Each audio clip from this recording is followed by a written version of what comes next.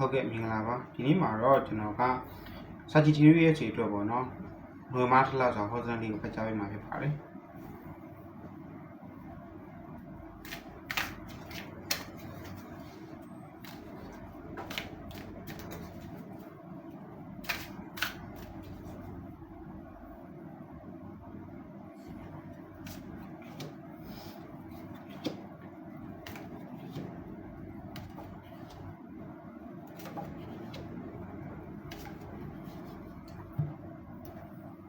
လူငွေပေါ့နော်ဟုတ်တယ်နော်လူငွေရဆက်ကြတာ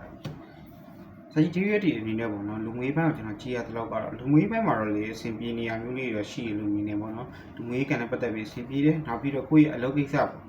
္စနဲ့ဆက်နေတာတွေငွေကြေးကိစ္စနဲ့ဆက်နေတာတွေဒီလိုအရာတွေနဲ့ပတ်သက်ပြီးတော့ပေါ့နော်ကိုယ့်ရဲ့လူငွေနဲ့ပဲပို့ပြီးကျေပြန့်လာတာမျိုးလေးဖြစ်လာတော့ပြီးကိုယ့်အတွက်ပေါ့နော်မိတ်ဆွေတဲ့ပေါ့နော်မိတ်ဆွေတွေရလာတာမျိုးလေးရှိတတ်တယ်ဒီမိတ်ဆွေတွေရလဲပေါ့နော်ကိုယ့်ရဲ့ပြမယ်ဆိုရင်ဒီအတွင်းမြင်မတူတဲ့မိတ်ဆွေတွေဖြစ်လိမ့်မယ်ပေါ့နော်အတွင်းမြင်မတူတယ်ဆိုတာကပြမယ်ဆိုရင်အနောက်ရှက်ဖြစ်စရာမျိုးမဟုတ်ဘဲနဲ့ကိုယ့်အတွက်လည်းပေါ့နော် idea ကောင်းအသစ်တွေရစေတာမျိုးကိုယ့်အတွက်လည်းပေါ့နော်ပြမယ်ဆိုရင်မတူညီတဲ့ရှုထောင့်ကနေပေါ့နော်ကြည့်ပေမဲ့မိတ်ဆွေတင်ငယ်ချင်းကောင်းတွေရလာမျိုးလေးဖြစ်တတ်တယ်လို့တော့မြင်နေနောက်ပြီးတော့ပေါ့နော်ဒီမမြင်ရတဲ့လောက်ကတော့လေဒီလူငွေကန်နဲ့ပတ်သက်ပြီးတာပေါ့နော်ဒီ Sagittarius ရဲ့အနေနဲ့ကဒီလာထဲမှာတော့တော်တော်လေးလက်ကောင်းဝင်တက်ပြီးတော့ငွေကြေးရမှာလဲပေါ့နော်အခုညီရနိုင်မဲ့သူမျိုးတွေလည်းရှိနေတဲ့ဒီလိုပုံပြီးတွေ့ရပါတယ်ဗျတကယ်လို့ပေါ့နော်ကိုဘက်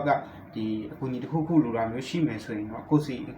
စီမှာပေါ့ရှိရတကယ်ချင်းနေစီကနေပြီးတော့ဟိုချင်းချေးရမျိုးဆိုရင်တော့ရလာနိုင်တယ်ဆိုတဲ့ပုံစံမျိုးလေးကိုမြင်ပါတယ်နောက်တစ်ခုပေါ့နော်ချေးပေါ့နော်ချင်းနဲ့ပတ်သက်ပြီးပြောရမယ်ဆိုရင်တော့ single လေးရစာပြီးပြောမယ်ပေါ့နော် single လေးအနေနဲ့ Sagittarius ရဲ့ဒီ Sagittarius တွေကပေါ့နော်ဒီအခြေမှာပြောမယ်ဆိုရင်အတိတ်ကကြုံခဲ့ရတဲ့ဒဏ်ရာတွေနာကျင်မှုတွေပေါ့နော်ဒီနာကျင်မှုတွေမမေ့ပြရောက်ပဲဖြစ်နေသေးတာတွေဒီနာကျင်မှုတွေဆက်ပြီးခိုင်ထားသေးတာတွေကြောင့်ပေါ့နော်လက်ရှိချိန်မှာအခြေနဲ့ပတ်သက်ပြီးနာကျင်နေရစေပြောမယ်ဆိုရင်အတိတ်ကအထုံးမှုတွေခံစားနေရစေရှိနေတတ်တယ်လို့မြင်နေချိုးတွေကပေါ့နော်မကြသေးခင်မှာပြတ်သွားတဲ့အတွက်အမျိုးဖြစ်တတ်တယ်ဒါကြောင့်လည်းပေါ့နော်လက်ရှိချိန်မှာအခြေနဲ့ပတ်သက်ပြီးနာကျင်နေရမျိုးလေးဖြစ်နေတတ်သေးတယ်လို့မြင်ပါတယ်relationship သမားအနေနဲ့ပေါ့နော်ဒီထားစီကတော့အခြေအနေနဲ့ပတ်သက်ပြီးဒီအတိတ်ကပေါ့နော်ကိုကြုံခဲ့ရတဲ့အရာတွေဒီနာကျင်မှုတွေပေါ့နော်ဒီနာကျင်မှုတွေကလက်ရှိအခြေမှာသွားပြီးတော့ထိခိုက်စေရမျိုးလက်ရှိအခြေကိုသွားပြီးတော့တက်ရောက်တာမျိုးလေးဖြစ်တတ်တယ်ဒါကြောင့်ကိုယ့်ဘက်ကလက်ရှိအခြေမှာပေါ့နော်လိုအပ်နေတာကကိုယ့်ရဲ့ဒီအတိတ်ကလိုက်နေတဲ့ဒီအရေးမဲပေါ့နော်အရေးမဲတွေအတိတ်မှာကြုံခဲ့ရတဲ့ဒီ trauma တွေနာကျင်မှုတွေဒါတွေအကုန်လုံးပေါ့နော်ကိုယ်တိုင်ကပြမယ်ဆိုရင်လွတ်ချနိုင်ဖို့လိုအပ်တယ်ဒါတွေကိုလွတ်ချနိုင်ဖို့လည်းစူးစမ်းတဲ့အနေထားမျိုးလေးတော့မြင်နေပေါ့နော်ဒီကဲလို့ကမစူးစမ်းဘူးဆိုရင်ကိုယ့်အတွက်လည်းပေါ့နော်ပြောမယ်ဆိုရင်ကောင်းမွန်တဲ့ဆက်ဆံရေးတွေမှာသွားပြီးထိခိုက်စေနိုင်တယ်ပေါ့နော်ဒါကြောင့်ကိုယ့်ဘက်ကဖြစ်နိုင်မယ်ဆိုရင်ဒီ AI နဲ့ပတ်သက်ပြီးလွတ်ချဖို့တော့ကျွန်တော်အနေနဲ့အကြံပေးချင်ပါတယ်နောက်တစ်ခုကပေါ့နော် Ace ကိုမျှော်နေတဲ့သူမျိုးကြီးရှိနေတတ်တယ်ပေါ့နော်မမြင်ရသလောက်ဆိုရင်လေဒါပေမဲ့မျှော်နေလဲပြန်လာအောင်မဟုတ်ပါဘူးကိုယ့်ဘက်ကမျှော်နေလေကိုယ့်အတွက်ပေါ့နော်ပြောမယ်ဆိုရင်တရိပ်နဲ့ပူလောင်နေရမယ်ဟိုပုံစံမျိုးဖြစ်တွေ့ရတယ်ပေါ့နော်ဒါကြောင့်လည်းပြောချင်တာကတော့ဒီဖြစ်မဆောင်မွေးနေပေါ့နော်ဒီ AAC ကိုစောင့်နေရမျှော်နေရမျိုးမလုပ်ဘဲနဲ့ move on လိုက်ဖို့ဒါအကြံပေးချင်ပါတယ်အိမ်နွေးနဲ့ပတ်သက်ပြီးပြောမယ်ဆိုရင်တော့အိမ်နွေးရေးမှာနိုင်ငံပူလောင်မှုတွေကျွန်တော်တက်တယ်ဘာကြောင့်ပူလောင်တက်လဲဆိုရင်တော့အိမ်နွေးမှာရှိတယ်ပေါ့နော်တရားရေးကျမ်းမာရေးပြောမယ်ဆိုရင်ဒီအိမ်ရဲ့ပေါ့နော်ဒီထောက်တိုင်တရားရောက်ပေါ့နော်ပြောမယ်ဆိုရင်ကျမ်းမာရေးအညံ့ဝင်သွားတာမျိုးလေးဖြစ်တတ်တယ်ဒီလိုကျမ်းမာရေးအညံ့နေကြောင်းလေပေါ့နော်အိမ်ကြီးမှာအခြားသောငွေကြေးကိစ္စရှိမယ်ဒီအခြားသောအလုပ်ကိုင်ကိစ္စ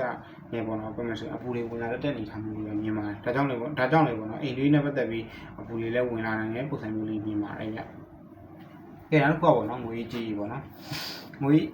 ငွေကြေးနဲ့စီးပွားရေးကံပေါ့နော်ငွေကြေးနဲ့ပတ်သက်ပြီးပြောမယ်ဆိုရင်တော့အလုပ်ကိုင်ကံကတော့လေနည်းနည်းလေးတော့ငွေထွက်များနေမယ်ပုံစံမျိုးဒီငွေကြေးကံပေါ့နော်ပြောမယ်ဆိုရင်ငွေထွက်များနေမယ်ကံသလားမျိုးလို့ပို့ပြီးတော့တွေ့ရတယ်ငွေကြေးကုန်ကြအသေးများနေတာတွေငွေလက်ထဲမှာမမြဲတာမျိုးခြုံရတတ်တယ်ပေါ့ဒီလိုပုံစံမျိုးလေးကျွန်တော်တွေ့ရတယ်အလုပ်နဲ့ပတ်သက်ပြီးအလုပ်ပြောင်းရွှေ့တွေရှိတတ်တယ်နောက်ပြီးအလုပ်ရာထူးတိုးတာမျိုးလေးကျော်တတ်တယ်ဆိုရင်ဒီမျိုးလေးတွေ့ရပါတယ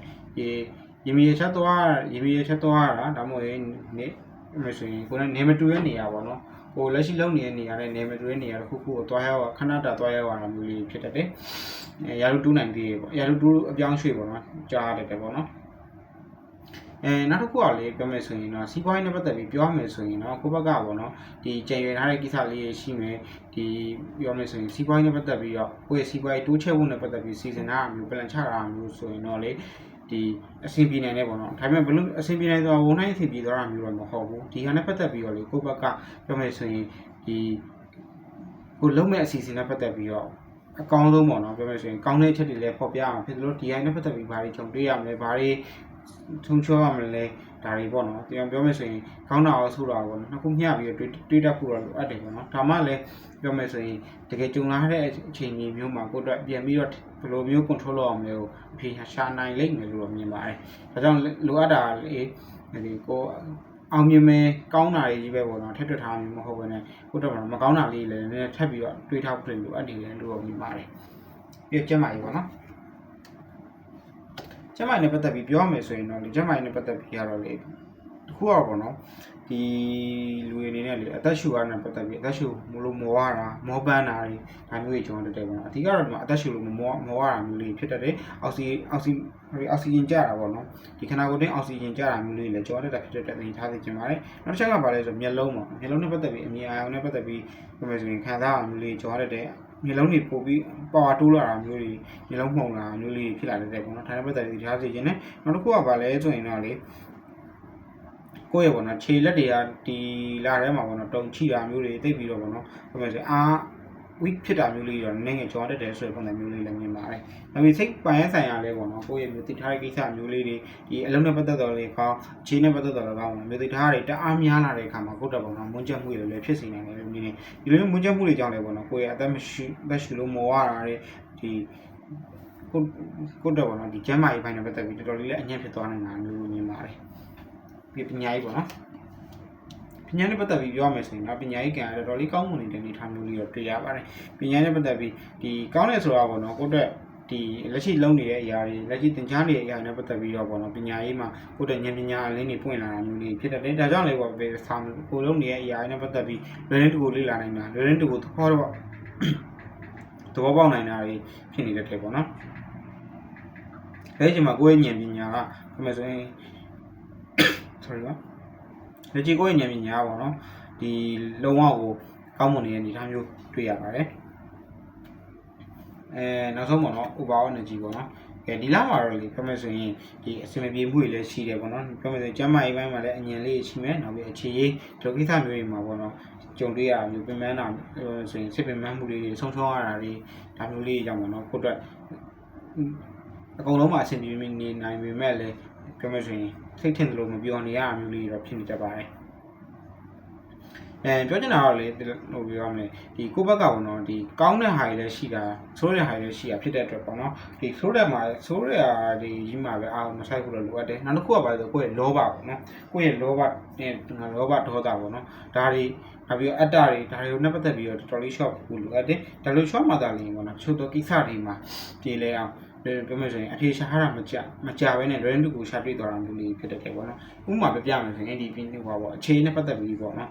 ကိစ္စတွေမှာပိုပြီးတည်တတာဖြစ်နေတယ်ဒါကြောင့်ဖြစ်နိုင်မယ်ဆိုရင်ကိုယ့်ရဲ့အတ္တတွေမာနတွေခဏဖယ်ထားပြီးတော့ပေါ့နော်ပြောမယ်ဆိုရင်ဖြည့်ရှင်းမှာပြီးတော့လောဘနဲ့ဒေါသပေါ့ဒါတွေလည်းဖြစ်နိုင်မယ်ဆိုရင်တော့ထိန်းချုပ်နိုင်အောင်ကြိုးစားပါလို့ကျွန်တော်တို့အကြံပေးချင်ပါတယ်ကဲဒါကတော့ပေါ့နော်ဒီနေမာလာတလားစာ Sagittarius တွေအတွက်ခေါ်စမ်းမှာဖြစ်ပါတယ်